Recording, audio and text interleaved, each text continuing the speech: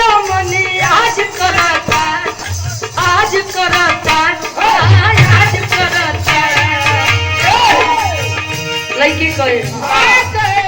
राउर दिल हमर दिलवा पे राज करता राउर दिल हमर दिलवा पे राज करता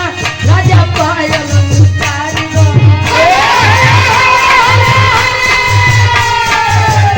राजा पायल उतार दो आवाज करता राजा पायल उतार दो आवाज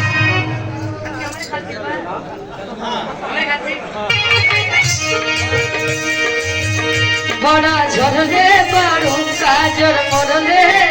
बारू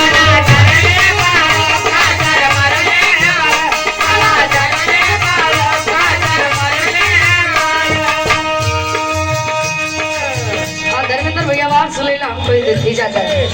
जा ले वाह हाँ हाँ जा जा ले जा मतलब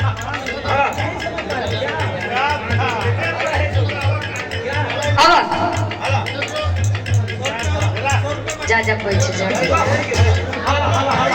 जा बाप रे दिलवा पे राज करता और दिलवा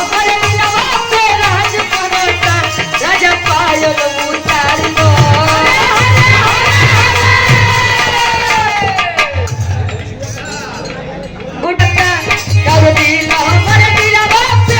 राजा पायल उतार दो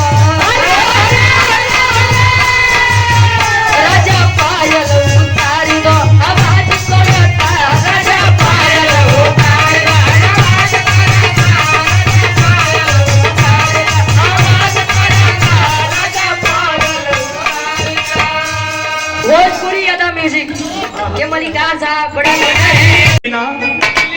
बिना दिल के तो दिल का मतलब ही ना कि दिल उकबार के लेके चली गिरा एक कुछ ऐसा अटैचमेंट होला कि आदमी एक बार के होके देख लेला तो जो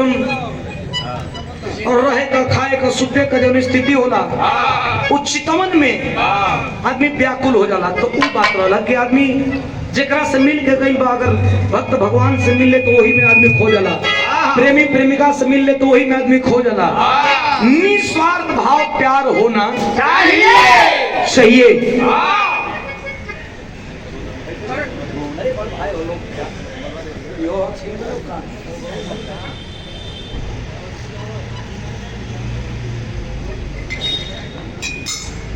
तरना शिवपुर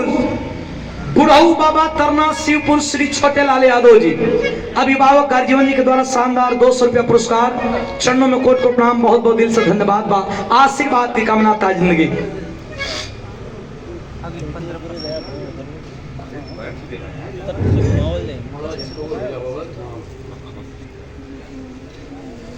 कैमरा वाले भैया लोग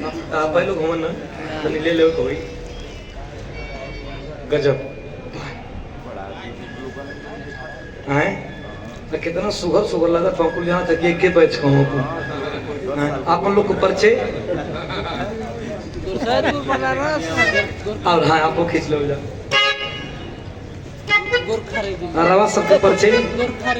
अच्छा अच्छा हाँ और ये हमारे अभिभावक समाजवादी पार्टी प्रदेश सचिव श्री राहुल यादव शंभुनाथ यादव जिला पंचायत सदस्य सेक्टर नंबर 1 से और देखा विराह करावे में जिनका अहम भूमिका रहेला मलिकार महोदय प्रदेश सचिव साहब जी के भी दिल से धन्यवाद और राहुल यादव जी के भी दिल से धन्यवाद एगो हमारे रिश्तेदार बना श्री राहुल यादव जी जिला अध्यक्ष तो उनके भी दिल से धन्यवाद हमारे राहुल भैया के दिल से धन्यवाद हो 500 रुपया पुरस्कार हमारे बड़का भैया लोग के द्वारा सम्मान के लिए लो एक सुंदर बुके देवल मिल बा हम के दे ही हम का करी ले के चला जाए तो हम फिर आवे तो गीत संगीत हम दे ही दे राहुल भैया दे तो हमनी का गवैया में समझ लो का हम गाइड कर दे ठीक बा तू गए तो हमके दे दे और फिर लास्ट में हमारे के हम बहुत धन्यवाद। हाँ। श्री वीरेंद्र भैया के छोटे भाई चंदन यादव जी के द्वारा 100 रुपया पुरस्कार सम्मान करेंगे लोगों कोट को प्रणाम। और सम्मान की कड़ी में 500 रुपया पुरस्कार एक सुंदर शॉल शुरुआत में कमेटी के तरफ से बहुत बहुत दिल से धन्यवाद सादर प्रणाम करते हैं। आइए बड़ा सुंदर उनका तरज है ना, एक आध गो तरज